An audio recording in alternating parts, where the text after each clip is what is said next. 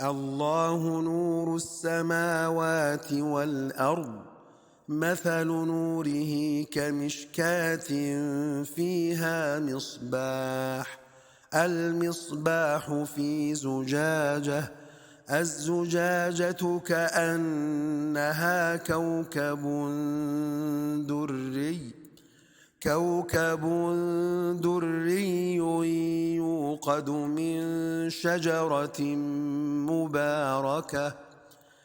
يوقد من شجرة مباركة زيتونة لا شرقية ولا غربية يكاد زيتها يضيء ولو لم تمسسه نور على نور يهدي الله لنوره من يشاء ويضرب الله الأمثال للناس والله بكل شيء عليم في بيوت أذن الله أن ترفع ويذكر فيها اسمه يسبح له فيها بالغدو والآصال رجال لا تلهيهم تجارة ولا بيع عن ذكر الله وإقام الصلاة وإيتاء الزكاة يخافون يوما تتقلب فيه القلوب والأبصار ليجزيهم الله أحسن ما عملوا ويزيدهم من فضله والله يرزق من يشاء بغير حساب والذين كفروا أعمالهم كسراب بقيعة يحسبه الظمآن ماء حتى إذا جاءه لم يجده شيئا ووجد الله عنده فوفاه حسابه والله سريع الحساب أو كظلمات في بحر لجي يغشاه موج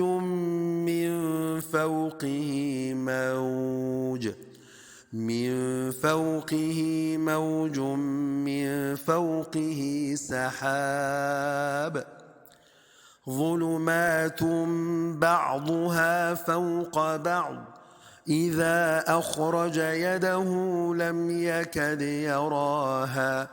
ومن لم يجعل الله له نورا فما له من نور ألم تر أن الله يسبح له من في السماوات والأرض والطير صافات كل قد علم صلاته وتسبيحه والله عليم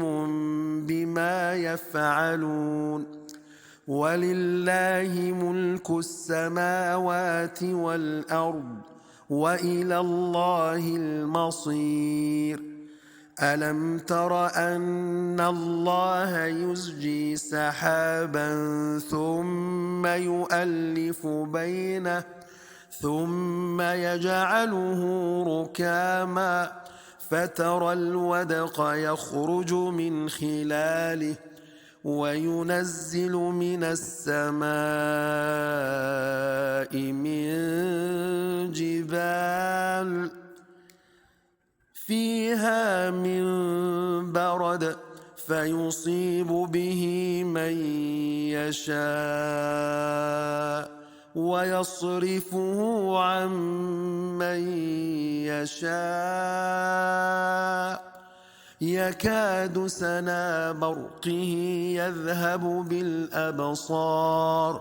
يقلب الله الليل والنهار إن في ذلك لعبرة لأولي الأبصار والله خلق كل دابة من ماء فمنهم من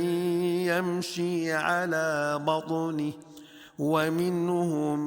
من يمشي على رجلين ومنهم من يمشي على أربع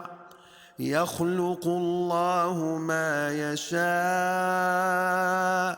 إن الله على كل شيء قدير لقد أنزلنا آيات مبينات والله يهدي من يشاء إلى صراط مستقيم ويقولون آمنا بالله وبالرسول وأطعنا ثم يتولى فريق منهم من بعد ذلك وما أولئك بالمؤمنين وإذا دعوا إلى الله ورسوله ليحكم بينهم إذا فريق منهم معرضون وإن يكن لهم الحق يأتوا إليه مذعنين أفي قلوبهم مرض أم ارتابوا أم يخافون أن يحيف الله عليهم ورسوله بل أولئك هم الظالمون إنما كان قول المؤمنين